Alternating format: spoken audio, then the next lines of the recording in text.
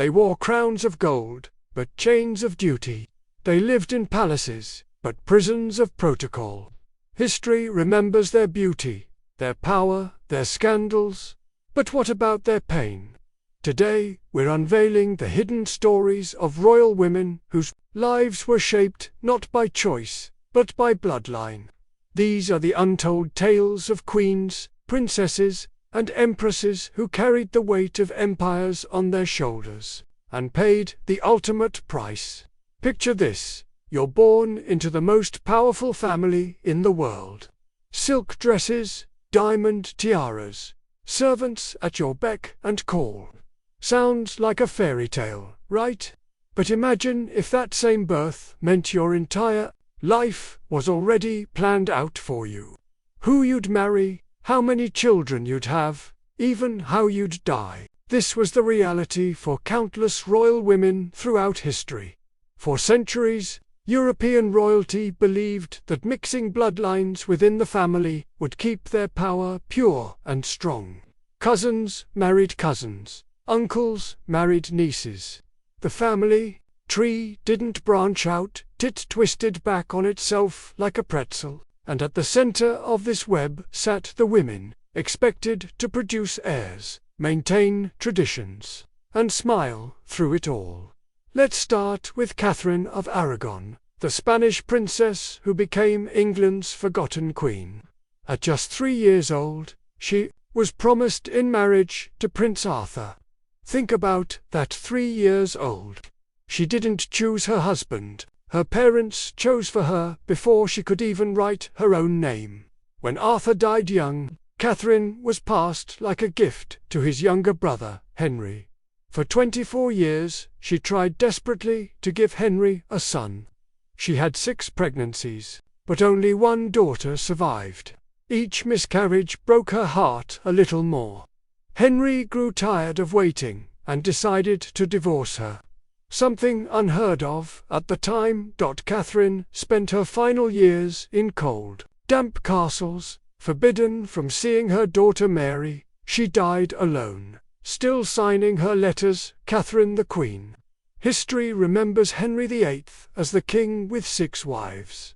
But Catherine, she's often just wife number 1. Now, let's travel to France, where Theresa of Spain married the Sun King Louis XIV. She was shy, deeply religious, and spoke French with a heavy accent that made the French court snicker behind their fans. While her husband dazzled Europe with his brilliance, Theresa lived in his shadow. Louis took mistresses openly, having affairs that scandalized Europe. But Theresa, she prayed. She attended Mass daily, hoping God would help her find her place in a court that never truly accepted her. She had 6 children with Louis, but only 1 survived to adulthood. Each loss must have felt like a personal failure in a world where a queen's only job was to produce heirs. When she died at just 44, Louis famously said it was the only time she had ever caused him trouble. Imagine being remembered that way, someone whose only mistake was dying. Sometimes, though, royal women got lucky. Anne of Cleves was Henry VIII's 4th wife, chosen purely because her portrait made her look beautiful. But when Henry met her in person, he was horrified. He thought she was ugly and immediately wanted out of the marriage. For Anne, this rejection was actually a blessing in disguise. Instead of losing her head like some of Henry's other wives, she agreed to the divorce and was given houses, money, and most important, freedom. She spent the rest of her life in England, never remarrying, but finally living on her own terms. She outlived Henry and all his other wives, proving that sometimes the greatest victory is simply surviving. But not all stories have happy endings.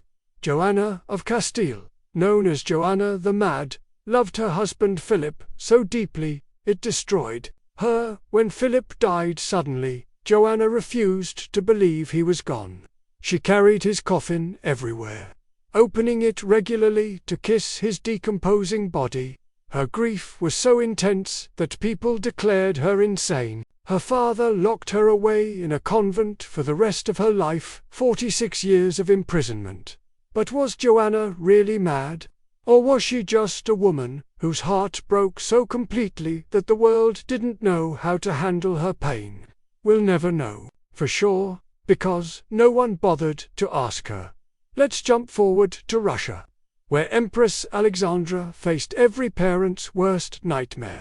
Her son, Alexei, the heir to the throne, had hemophilia disease that meant any small cut could kill him. In a time before modern medicine, Alexandra watched helplessly as her little boy suffered.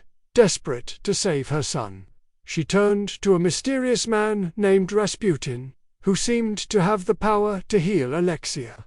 The Russian people hated Rasputin and blamed Alexandra for bringing him into the palace. They called her the German woman and accused her of betraying Russia. Alexandra wasn't evil or stupid, she was just a terrified mother trying to save her child. But history often paints her as the woman who helped destroy the Russian Empire. When the revolution came, she faced the firing squad alongside her family, dying not as an empress, but as a mother who loved too much. Back in England, Mary Tudor earned the nickname Bloody Mary for burning hundreds of Protestants at the stake. But what drove her to such extremes? Mary's childhood was a nightmare. Her father, Henry VIII, declared her illegitimate when he divorced her mother. For years, she was forbidden from seeing Catherine of Aragon. Mary spent her youth fighting for her right to exist, to be recognized as her father's daughter. When she finally became queen at 37, she was determined to restore the Catholic faith her mother had taught her. Her religious persecution wasn't just about faith, it was about reclaiming the childhood that had been stolen from her. Mary desperately wanted children, but suffered through 2 phantom pregnancies, believing she was carrying heirs that didn't exist. She died childless and heartbroken, having spent her 5-year reign trying to undo her father's work and restore her mother's memory.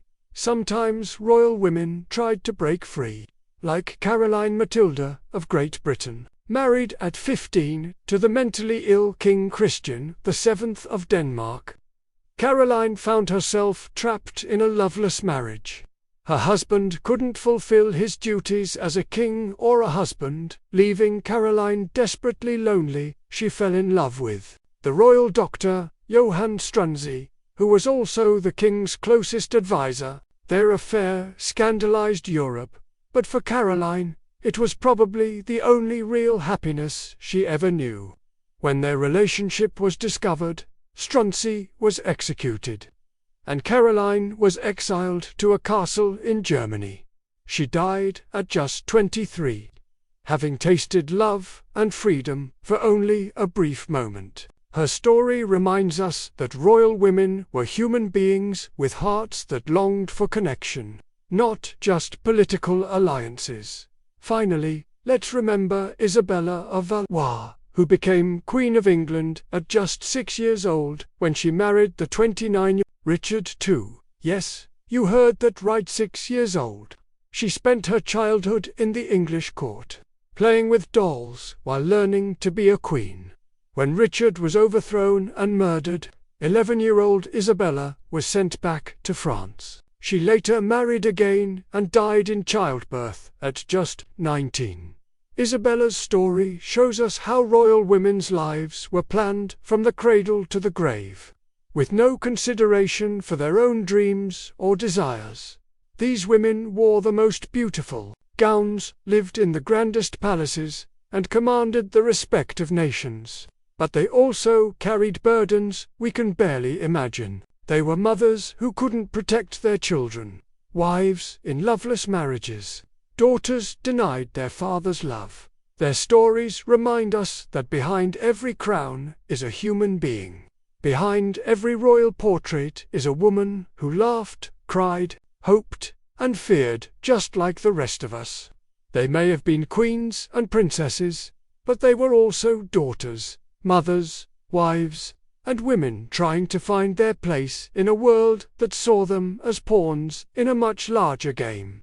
The next time you see a painting of a royal woman in a museum, look closely at her eyes. What stories might they tell?